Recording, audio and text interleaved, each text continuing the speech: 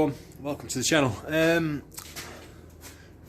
This is I got a new project, so it's a bit of an introduction video into the new project. If you follow me on Instagram, you would have already seen the pictures I put on there.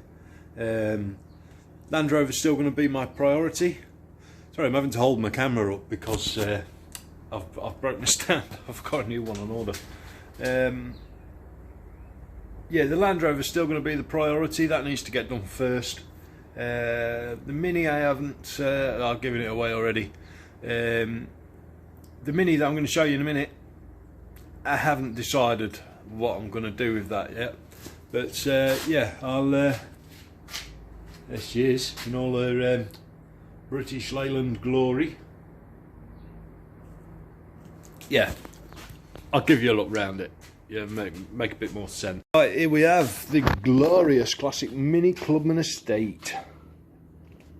Not so much in estate, surprisingly. 1980 it is. Originally a 1000cc automatic, which is, I've never driven one, but I dare say it'd probably be the most gutless automatic ever made. People no doubt comment and tell me I'm wrong, but I can't imagine, given the quality of automatic gearboxes of the day, I can't see I can't see them being too great. So this has been converted now to in fact I'll lift the bonnet and show you if I could do this one-handed. There you go. I've given it all a rinse down. It was really dusty. It's a right, there we go, 1275cc manual out of a Metro. The guy that had brought the Mini off, he's owned that engine from more or less brand new. That's been in several different Minis over the years, years of him owning it, and eventually ending up in this one. This has been parked up since 2012. He used to tow it, he had an A-frame bolted onto the front, and he used to tow it behind his motorhome, and that's all it was used for. Excuse me. Yeah, he brought it in 2009. It was parked up in 2012 in his massive garage that I am amazingly jealous of. Yeah, and it parked up in 2012 and it didn't turn a wheel until last week. And surprisingly, it is solid. It drives well. I was hoping to do a first starter video, but he fired it up, and it put some fuel into the carburettor, some fuel into the tank. Second turn of the key, it fired straight up after 9 years. Runs great. Right, it's got a few rust issues. Nothing major. Underneath is solid. The floor pans are original. It's had one sill replaced with the correct sill, not an oversill. As you can see, it's a bit crappy down, and you can see hints of the original colour coming through as well. It's got some surface rust down there. It's not rotten, and it doesn't need replacing. It's just surface rust that will clean up. Yeah, you can see some more evidence of the original colour. It has had a really crappy paint job back in probably the 90s. Judging by how old the paint looks, it's quite cracked. I don't know if you can see that on the camera. No, it's got like a I don't know what you call it really, but it's like where the glazing's cracked on the paint. I know it's starting to sound like I don't know what I'm on about. The door, I don't pretend to know what I'm on about half the time. The door might need a skin on it. The frame needs a bit of repair behind it. I'll show you. I don't know if I can see that very well, but yeah, it needs a bit of work. Interior's really good. Needs a good clean out. The rear door cards, or the rear interior cards, are brown. The front ones are black. So if anybody's got any black ones, black interior trim that they want to swap for brown, or if anybody Sorry, I pressed the button on the phone then. Yeah, if anybody's got any black interior trim that they want to do a deal on, please let me know. Yeah, otherwise, you know, I've seen stories, I've heard people saying they've painted interior trims. I might look into that and see if there's some sort of dye for the vinyl or something. I know you can get dyes for leather and stuff like that. But I don't know if you can get dyes for vinyl. It's something I'll look into. Because the trim's all in really good shape, really good order. It's just wrong colour. Right. More evidence of cheap, nasty paint job. Yeah, these bottom corners, not in too bad shape at all. A little bit crusty, as you can see, but not rotten.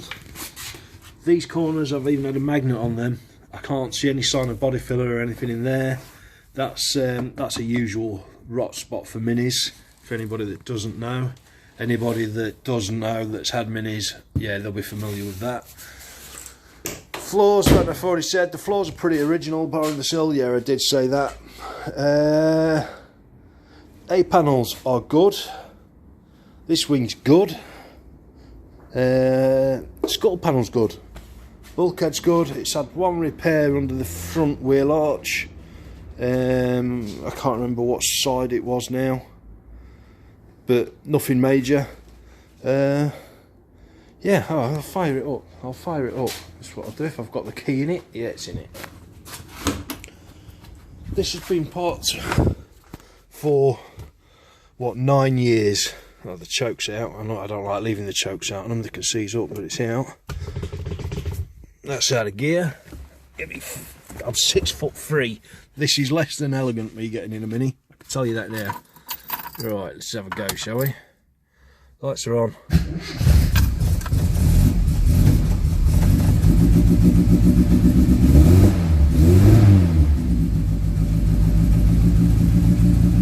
Listen to that.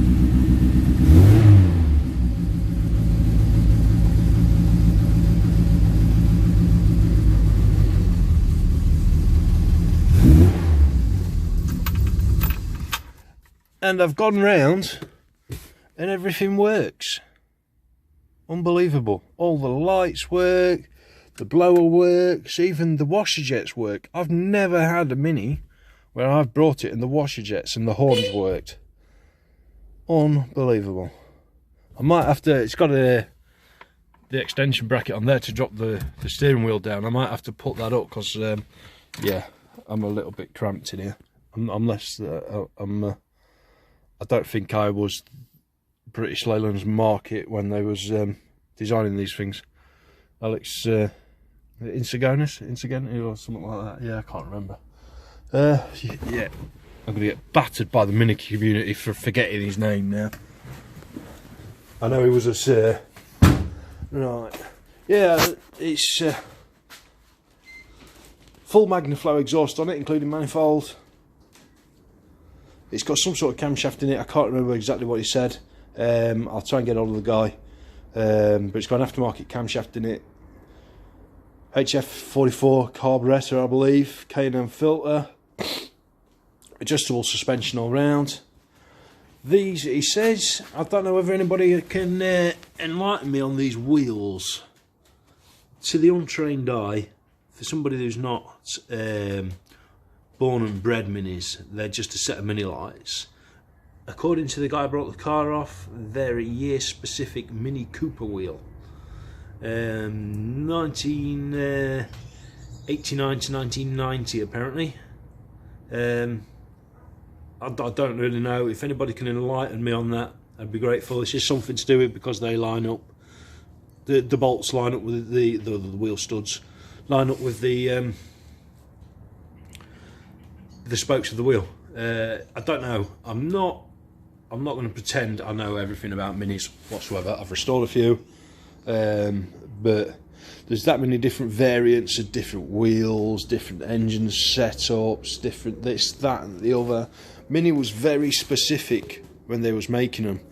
The interiors went with specific models. There's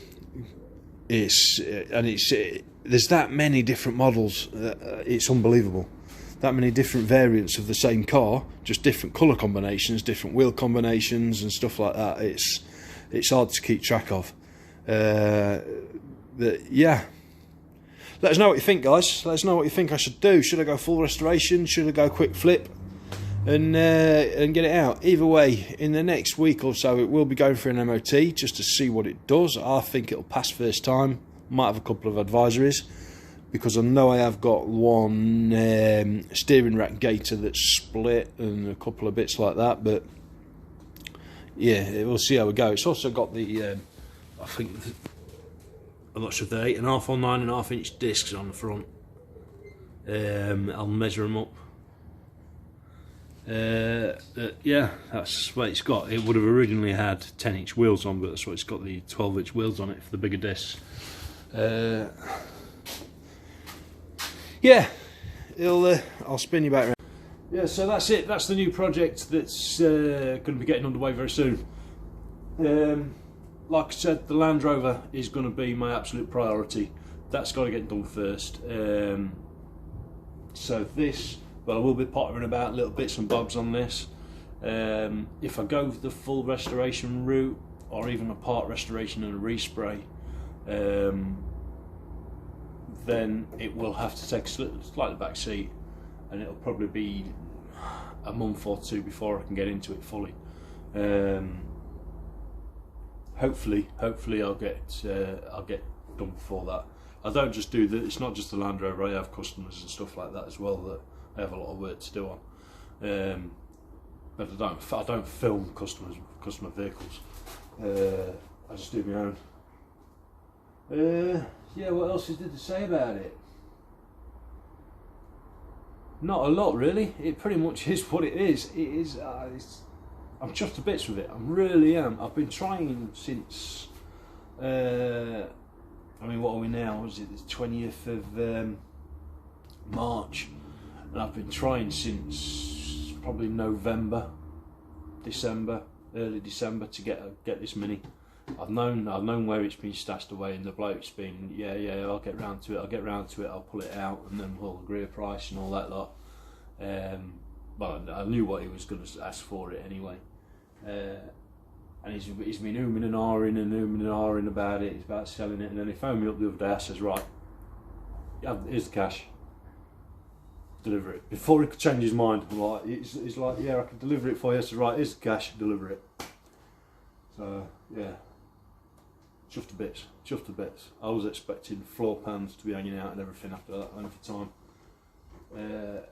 And if you look in my previous videos, I did a compilation video of a classic Mini that a Mini estate, clubman estate, same as this but yellow, that I restored a few years ago in this garage actually.